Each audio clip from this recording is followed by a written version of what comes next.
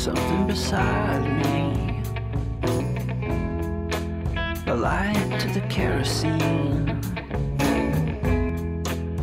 and the places aren't real anymore, and the faces don't say anything, in the silent light of the mind-blown sphere. It's a game, Devil's Chess Club. Devil's Chess Club.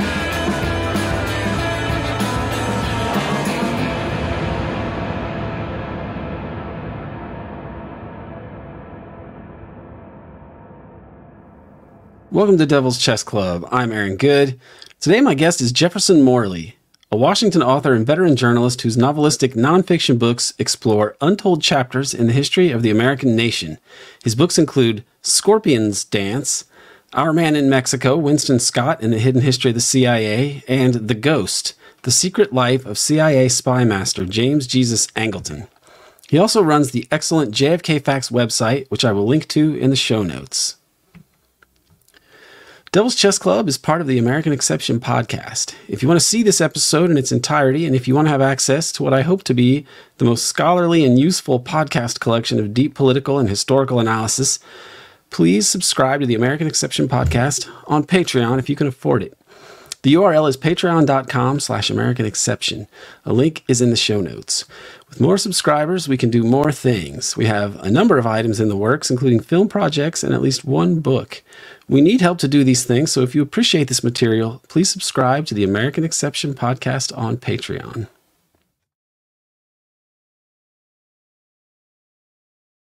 Jefferson Morley, it's great to have you back. It's good to be here, Aaron. A lot's happening, so I've been thinking about you and just, wanted to kind of talk some things through because our world is changing, right?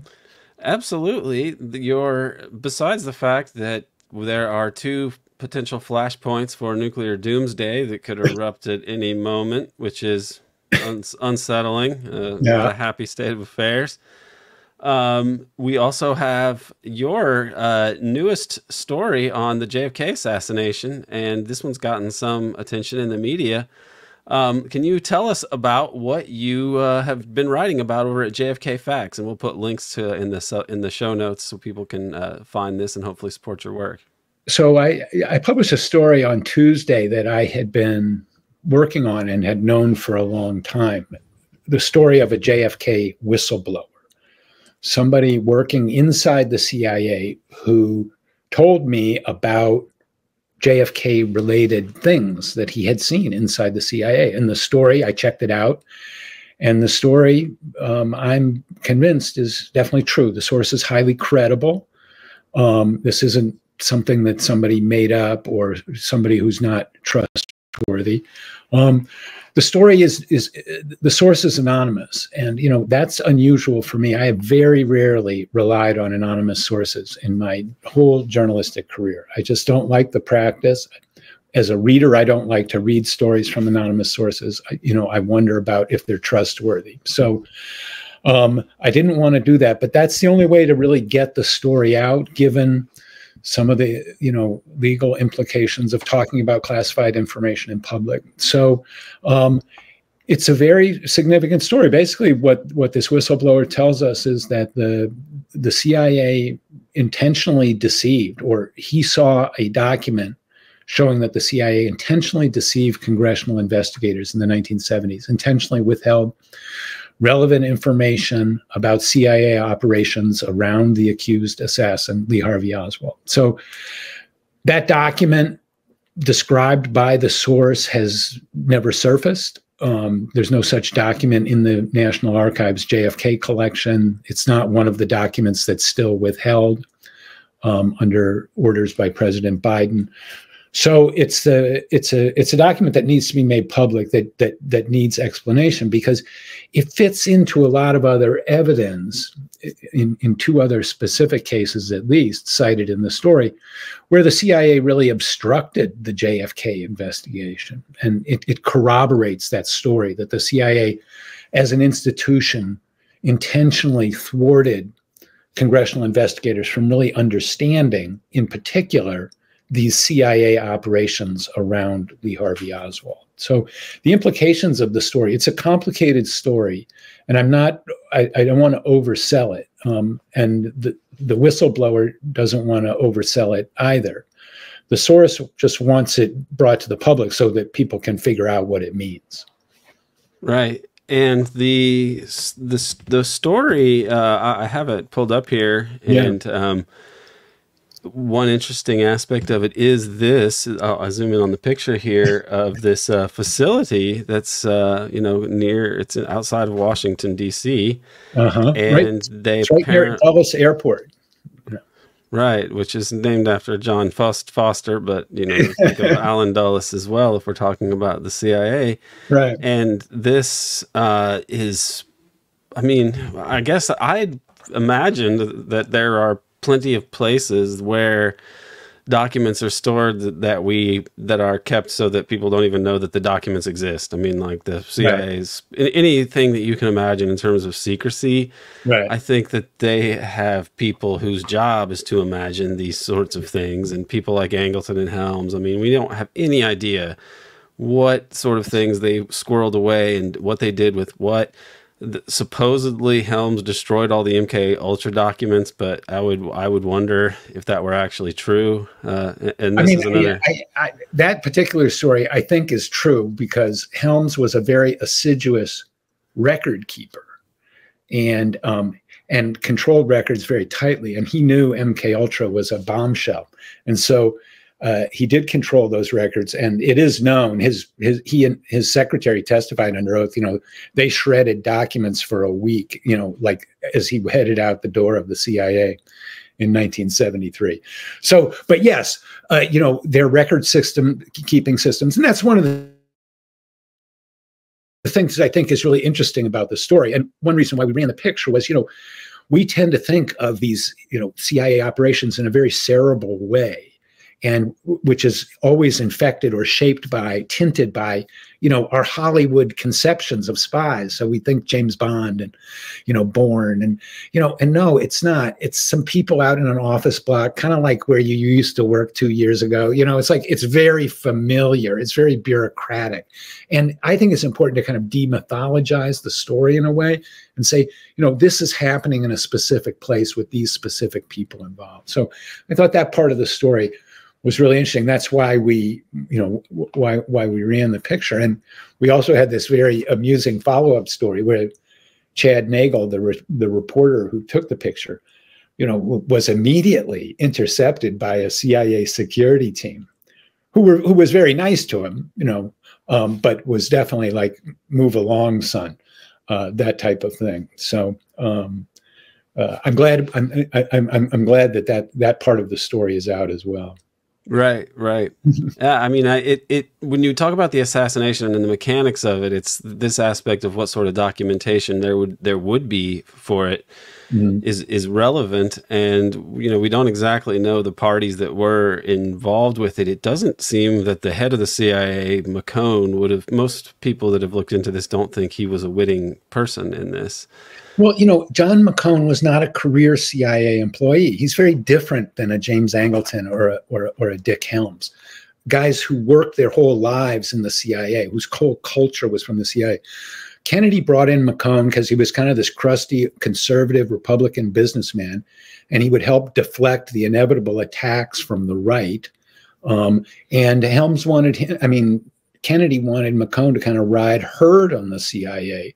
And so he was a strong administrator. He'd been a corporate executive, he'd been the chairman of the AEC. He's a guy who knew how to run an organization. So, but he didn't know what was going on in the rank and file of the organization. No way. He was totally dependent on information provided by the likes of Helms and Angleton. Right. Even James Schlesinger, who went into the CIA, because another president later was facing a hostile CIA, and that's Richard Nixon, of course. And he sends in James Schlesinger to actually, and he does succeed to some extent, riding herd on the bureaucracy there. But this is where I would also point out the difficulties of even attempting to figure out for anyone to figure out what the CIA is up to. And there is a quote from James Schlesinger where he says, you know, the CIA is such a huge, massive institution that nobody has a really full picture of what's going on in the agency. No person can. And when he wanted to actually get all the dirt that he could on the CIA, I mean, there was a CIA director who set out to get all the dirt he could on the CIA, and they come up with the family jewels, but there's a lot of things we know about that aren't in the family jewels. Yeah. So this gets into the conundrum of like what documents are even available, and what realistically could we ever hope to get out of these agencies. Well, you know, that's true, and you know, the destruction of evidence related to Kennedy's assassination across the federal government is impressive. We have a very good series on JFK Facts called Trail of Destruction, 12 different stories of how JFK evidence was destroyed after the fact. So we know a lot has been destroyed. And, you know, so we know that the agency is capable of that. But one thing that I think people should remember is, you know, intelligence agencies save information because that's what they do. You know, they may not want the rest of the world to know what they do, but they themselves want to know actually what happened. So they save information, and they may save information and say, nothing incriminating here. You know, there's no problem with this. And then only later, in a different perspective, does that document become very incriminating, like the document seen by the whistleblower, right? They might not look at that and think that's incriminating, but if that document surfaced now with an intention to deceive JFK investigators, that would be very incriminating. So I think that there are things, and this story confirms to me that there is still information from inside the bureaucracy. And I hope, and I advertise in the story, you know, if you have confidential or classified information related to Kennedy's assassination that you want to share, you know, please contact me, because I think that there are other things out there that could really illuminate what was going on here. Right. And this story also tracks to, or connects to, Mexico City, and the strange missing surveillance footage of Lee Harvey Oswald. That's correct? Yeah. Yeah. So, you know, the CIA story was when Oswald went to Mexico City 6 months before the assassination, we didn't get his picture. We just missed him. And that was part and parcel of the story of we didn't know much about this guy. You know, he just got by us. That was sort of the story that they told the Warren Commission. We didn't really know anything about him. Well, you know, the House Select Committee didn't believe that story because they interviewed a couple of CIA officers who said, oh, yeah, we saw Oswald's surveillance photos. Station Chief Wynn Scott, the chief of the Mexico City station, had shown Oswald's surveillance photos to two colleagues. And so these two colleagues had no doubt that the CIA had obtained photos. And then last year, JFK Facts added confirmation to that story. I found the son of the woman who ran that photo surveillance base. He lives in Washington State. His mother was highly praised by the CIA. She ran that photo surveillance base for about 10 years. And she was praised for the precision of her reports. And Andres Goyenechea told me that his mother told him, yeah, I took his picture coming and going. So the CIA story that they didn't take Oswald's picture in Mexico City, that's false. Well, why does that matter? So what, you know, that's not proof of a conspiracy. No, but it is proof that the story that they didn't know anything about this guy, that's the lie. Okay. And what we now know is that Oswald, in his short life, this is a guy who only lived to 24. Okay. I'm pretty sure, but that by the time I was 24, I had not tripped over 5 code-named CIA operations, okay? Oswald had. From 1959 to 1963, Oswald tripped 5 different code-named CIA operations. These are top secret activities to do whatever. So as he makes his way towards Dealey Plaza, you know, the CIA is aware of where he's going every step of the way, via their most sensitive intelligence collection operations. Now, is that proof of a conspiracy? No, that's proof that he was the subject of CIA operations right up until the moment that he supposedly killed Kennedy. Now, oh, you know, it was just CYA. They just missed him, you know. it was nothing nefarious. It was just negligence. You can argue that. I don't think that that's sort of based on the presumption that the CIA is incompetent. The right hand didn't know what the left hand was doing. Okay. I've written 3 books about the CIA.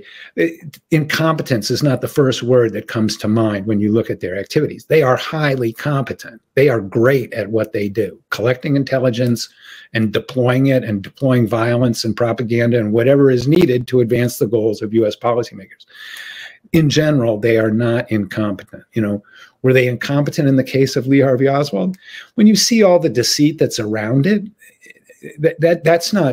that doesn't seem like incompetence. That seems like intentional deception. So I lean towards it's nefarious, that the president was killed by his enemies. And this thing that we're looking at that's so confused, is covert activity that's protected by official secrecy. That seems to me the most rational conclusion. Right. They have succeeded in a number of crazy schemes over the years, overthrowing governments, assassinating people, long-standing connections with drug trafficking organizations and so on. I mean, they've carried out a number of successful nefarious conspiracies, and some of the things that they fail at tend to be because what the mission is of the U.S. and the CIA to basically rule the world in perpetuity while pretending to be a lawful democracy is a very difficult thing. It's like but if you can hit 300 as a baseball player, which is a 70% failure rate, you'll make the Hall of Fame, because it's hard to hit major league pitching, right? And it's hard to run the world forever as an empire while pretending to be lawful and democratic. So you have to do your murder in secret, right? It's a difficult thing the CIA is doing. They've succeeded in some crazy things. And when the CIA first got going in the 50s, a couple of top level guys, Robert Lovett, went to Eisenhower and said, this intelligence service, this is crazy. They go out and do whatever they want, and there's no penalty for failure. They just play at it. And if the whole thing blows up in the face, well, they just plausibly deny it and move on to the next country. And they were saying this is a crazy way to run U.S. foreign policy. And Kennedy was coming around to that same view, especially after the Bay of Pigs. And Truman came around to that view after Kennedy was killed. It was like, it's crazy to have this clandestine service embedded in the middle of the government. It cannot end well. And it didn't. Right. Right. Now, the Bruce Lovett report is amazing. I found there's the best version of it is in Tim Weiner's pretty bad limited hangout history of the CIA. And it's interesting to hear those guys speak, because for one thing, this was not something that was done as a PR exercise. This was a report that the only reason it ever emerged partially was, I believe, because Joe Kennedy told Robert or John about what had happened, because he was on the president's foreign policy advisory board, and then somehow they found it and they used this. Is that how that story came out? I didn't know that. Right. And they used this as leverage to basically fire Dulles. It's basically, I mean, it's funny when you think about it, as like if you've worked in any bureaucracy where they want to get rid of somebody, they have to create a paper trail. And I guess this was part of it. It was saying that like these operations are not good, and this is, you're going to have to step down. Well, when Eisenhower asked them to do that, he was thinking about getting rid of Dulles because he himself was concerned. And then ultimately he came around and had some famous, basically, I'd rather have him inside my tent pissing out than outside my tent pissing in, was basically what Eisenhower said.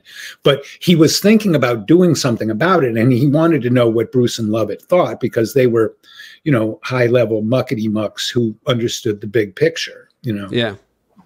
And when they write their report, one of the things that they say, which is just, to me, it's amazing to think of establishment guys actually saying this, because it's a sentiment that has seemingly been excised from the American establishment now. They say, when we're doing these kind of things, we can't really have any claim to be following the golden rule. They were making an argument that way, which is just like, to me, it's funny that there were vestiges of like fealty to democracy and lawfulness that were a part of the American political culture at one point. Now those things, if they say them, they're so empty as to be laughable. But it was interesting to hear them say something like that as a, maybe we should stop going around and breaking all these laws all over the place and doing this spooky crap because we look like the villains. I mean, that's basically what they're saying. And that is just the outcome of it in retrospect would be like, no, they're going to be the villains and they will never follow the golden rule. And that's just the way it's going to be because an empire can't really follow the golden rule. Right. No. And that's exactly what Truman said within the month of Kennedy's assassination was, people think that this CIA is a sinister force. And, he was referring to Kennedy's assassination. Yeah. He understood that the assassination emanated from the agency's activities. Right. Yeah. And the 1970s investigation that this document refers to was hampered so much by the CIA's intransigence, basically. Yeah. I mean, they wrote a report on it. They did a similar thing with Gary Webb. I don't know if you've ever seen that one, but there's another report where they talk about how they're patting themselves on the back for how they handled that scandal as well. Right. So this is like something they do after some of their crimes get exposed, they cover it up, and then they write little after action reports about it. Yeah, no, and the example of of Fred Hitz is a good one in the wake of Gary Webb, right? So what they send the Inspector General, and again, it's the Inspector General who's called in to kind of tidy things up, so Hitz writes this big report, 1,000 pages long, and they put out an executive summary, which is 2 pages long. And they say, these allegations by Gary Webb are baseless. We found nothing to it. It's completely ridiculous. Nobody should ever take it seriously. Please don't pay any attention. And here's our report. And then you take that report, you read the second volume of what Hitz actually found, because he actually did do a real investigation. And this is a classic case of where they actually put the real story on paper. They give you a spin and tell you to go away, but they know what really happened. And in the second volume of Hitz's report, you read these 50 pages, Gary Webb had underestimated the size of the problem, that the CIA had done business with 7 drug trafficking organizations, all of which were known for very large shipments of cocaine into the United States. They got millions of dollars of contracts via the State Department, and the CIA said nothing. And Hitz confirmed the whole thing, kind of the whole gist of what Gary Webb was saying, in very flat bureaucratic language. They laid out the story. So, the idea that the Inspector General might have gone back and looked at the HSCA investigation and said, how did we keep them out of our, business? That's completely plausible. I mean, that's one reason why I trust the whistleblower story. It makes sense. Of course they would have done that. Yeah, right. I mean, well, writing a report and allowing someone who is a lower level bureaucrat to have access to it is an interesting choice as well. I guess they just assume that the code of secrecy will hold. I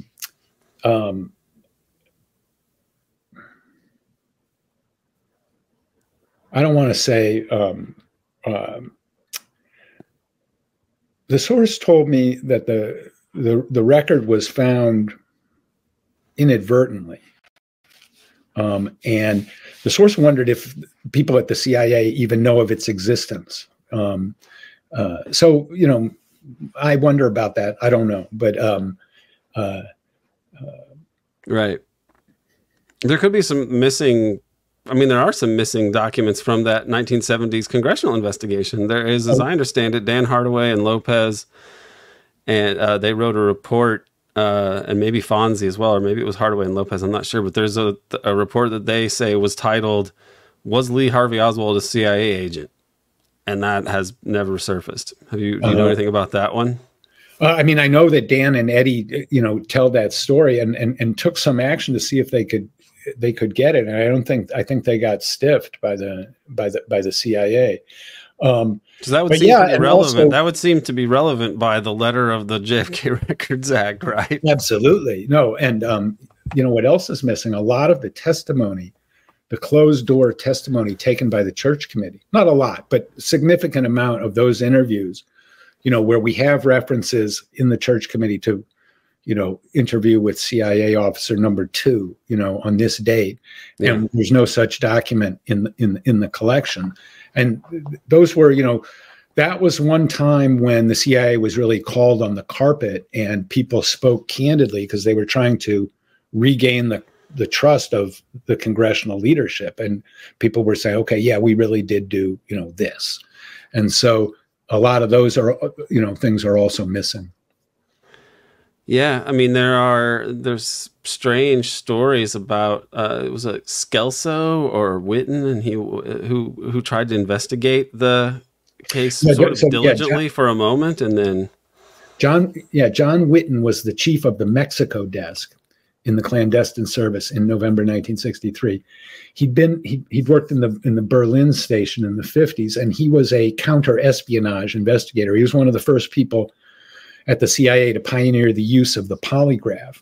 And Witten was called in on big cases. A big case in the 1950s was the chief of the West German intelligence service defected to East Germany. It was a kind of classic John le Carré, people sneaking around in the night. And it was a big deal because it was a very high-ranking official. And so Witten was called in at the CIA to kind of analyze this case. Why did this guy jump to the Russians? How did they get to him? Or did he volunteer? Or, and so he was a counter-espionage investigator. On the day after the assassination, Dick Helms calls all his top men into the room, and he says, look, here's the division of labor. And he says, everybody send your reports here to Witten. Okay, anywhere, any station in the world, you have anything about Oswald, send it to Witten. So Witten gets to work, and he's taking this stuff, and it's coming in from everywhere, and crazy stuff, accurate stuff, and he gets it all in one place. He's putting out together a report, and he finally gets the report together, and he's a colleague from the FBI calls him and says the FBI report on the assassination is coming out. This was early December 1963. So Witten's been working furiously, 80-hour weeks, 90-hour weeks with a staff of 30 typists, collecting all this stuff, analyzing it, trying to boil it down so they can give something to the director and say, here's what we know about Oswald. Here's everything we know about Oswald. So he goes to the FBI, and they get to look at the FBI report. And there's all this stuff about Oswald in Cuba. And Witten comes away, and he's like, geez, I didn't know any of this stuff from the FBI. That was because Angleton was the channel, but from the FBI to the CIA. And Angleton hadn't told Witten anything about what the FBI had found out about Oswald's Cuban activities. So Witten reads the report. He goes back. He calls for a meeting with Helms and Angleton, and he says, "Geez, I didn't have any of this stuff. We got to incorporate this." And what Witten said was, I wanted to go to Miami and interview people there about, what was going on. I wanted to investigate the Cuba angle. So on Christmas Eve, 1963, Witten, Angleton, and Helms meet in Helms's office, and Angleton just comes in and just rips Witten apart. And Witten said, when I went into meetings with Angleton, I fingered my life insurance policy before I went in. I mean, he said he was truly scared of the guy. And Angleton chewed him out, and Helms fired him. And, he was like trying to pursue leads about Oswald. And the top two guys at the CIA told him to get lost. Did they fire him like from the agency, or they removed him from that position? What they did, Witten explained what they did. You know what they did? They gave him a terrible job performance review so that he would never get promoted. He was at the very top. He was GS-17. And he wanted to go to the next level, which is the executive service, right? That's the highest thing. He wanted to become a division chief at the CIA. And because he had wanted to investigate Oswald, they said he was a bad intelligence officer and his career was over. And he quit because he knew he'd never get another promotion again if he had a bad review from Helms and Angleton. So that was how they killed the internal impulse. There actually was a guy. Witten was a guy who wanted to do the right thing inside the CIA. They shut him down. Do you think McCone was the one who suggested him for this? Because it would seem that Helms or Angleton would have wanted someone to handle it who they would have known exactly what kind of job he would do, and that so this it seems interesting that he would have been in that position to begin with. Witten got the job. I think Witten got the job because he was the most competent and it made the most sense. And but Helms would still have control. So, Yeah. you know, Helms was as an administrator, Helms did not demand obsequies. You know, he gave people responsibility and expected them to do their job, and then he would figure out later on. So it didn't surprise me that Helms wouldn't necessarily take a yes man, but it also didn't surprise me that he would just totally go along with Angleton, and, you know, because Helms had no interest in finding out who killed Kennedy. Right. And his awareness would, or, you know, his guilt in the plot beforehand was something that people would debate. I tend to think he may have known what was going on and could have known who was handling it potentially. I mean, no, and would also distance himself from it. You know, I mean, Helms was famous for that. He's a very cagey, you know, bureaucratic operator, and kept his fingerprints off of everything, held information very tightly, and so, you know, I think he knew, like, Angleton. It's Angleton's business, and I'm not going to ask my friend any questions. You know, it could have been like that, or it could have been much more sinister. You know, much more directly involved. Yeah. I was talking to Jim Hogan recently for an episode. It's going to come out soon with him and Peter Dale Scott talking about Watergate, and he said that he interviewed Angleton. And that Angleton was furiously taking notes the whole time because of, you know, Jim was writing this book on Watergate, which is still to this day, I think, the most exhaustive or most really amazing book on Watergate. Yeah. And which is something because it was written in 1984. But yeah, Angleton was the person who was obsessed with what Jim was working on, and he spoke about some of these people like McCord, and that Angleton was really insistent on that McCord was an operator and not just a technician, you know, that he was a more serious person at the agency that could be given major assignments. And there was one other aspect of, he was very angry at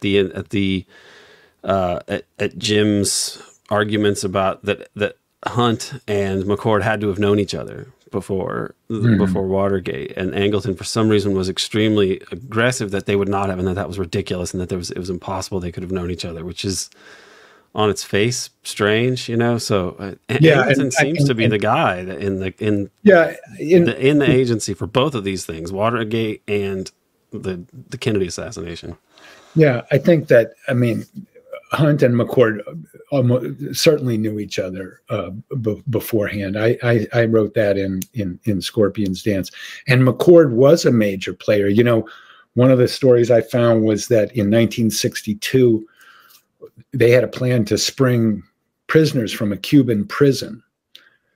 3 technicians had been arrested, and the Cubans didn't charge them with being CIA operatives, but they were. And so the CIA wanted to get them out of there before they went on trial. And so they cased the Cuban prison. And that was McCord's job, was to case the Cuban prison, get blueprints for it, figure out how they could go in there, grab the guys, and get out.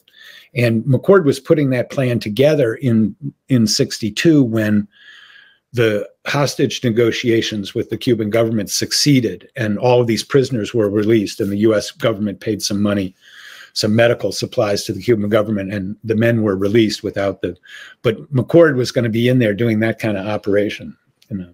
And so, right. And he also was involved in the illegal Fair Play for Cuba Committee operations, you know? Yes. And he and Phillips were spying on the Fair Play for Cuba Committee. You know, as soon as it was founded, the FPCC was a CIA target, and was a CIA target, you know, its whole existence. You know, one of the things that's come out in recent years, came out in the late 90s, and I didn't know about it, and a lot of people didn't know about it, was one of these codenamed operations, Am Santa, which was the penetration operation of the Fair Play for Cuba Committee. And so they had a spy, the FBI had a spy inside the Fair Play for Cuba Committee, Vincent Vicente. And when Oswald wrote to the Fair Play for Cuba Committee, Vicente intercepted the correspondence as part of this Am Santa program. So that was another instance where, boom, you know, young Oswald walks along and walks right into a CIA operation. It's uncanny. Yeah, you said 5 of them. Can you rattle off the 5? Yeah, There's the mail. There's that one, and there's the mail operation in the first place, right? Yeah. So in chronological order, in 1959, Angleton puts Oswald's name on the watch list for the lingual mail surveillance program, which opens every piece of mail coming or going from the United States at an office in Queens in New York. And so there was a watch list we don't know how many names. Eventually, it was a couple hundred. And if your name was on that list, that's a small list, though. That's a small list. Yeah, no. So in November 1959, the obscure, unimportant, hapless figure who no one would ever possibly care about was already on a very selective list, U.S. intelligence list, in November 1959. That was lingual. When he returned when Oswald returned to the United States in 1962, 1963, he writes to the Fair Play for Cuba Committee, and the AmSanta program intercepts that letter. And the FBI informant reports that Oswald had taken pamphlets and was planning to distribute them. In the summer of 1963, Oswald is active for the Fair Play for Cuba Committee, and he attempts to infiltrate the Cuban Student Directorate, which is funded by another codenamed operation, AmSpell. He gets into a fight with the AmSpell agents in New Orleans, and they expose him and denounce him on the streets of New Orleans, and the radio, on TV. So that's a psychological warfare operation that was funded by the CIA. Yeah. From New Orleans, Oswald goes to Mexico City, goes to visit the Soviet embassy. And when he walks into the front gate, he trips the photo surveillance operation Lee Empty that Greta Goyenechea and her son were doing. So his picture is taken by this fourth codenamed operation. And then when he calls back to the Soviet embassy to speak to someone named Kostakov in the embassy, his voice is picked up by Lee Envoy, an electronic wiretap program. So Oswald has tripped 5 codenamed operations, and all of this is reported to CIA headquarters, and it all goes into his file that's held by Angleton's people.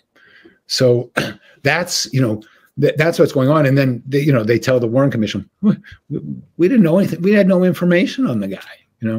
So that's the cover story, and the reality is these operations are enveloping Oswald as he makes his way towards Dallas.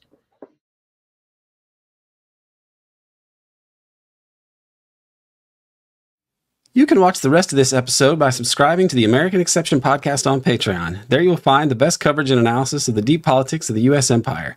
The URL is patreon.com/American Exception. It is also in the show notes. If you can afford it, please subscribe. Either way, as far as this YouTube video goes, please like, share, and subscribe. Thanks to Dana Chavarria for producing this episode, and thank you for tuning in. Please check the show notes for links to Jefferson Morley's excellent work on the JFK case and beyond. I'm glad that we got Jeff Morley to come back on the show. He's been working on the JFK case since the 1990s. He's put in considerable work into writing articles and books on these issues. This can feel like a Sisyphean task, but I think it is ultimately life-affirming. Even against the most powerful forces in the world, we see the human spirit trying to apply human reason to these forensic historical investigations.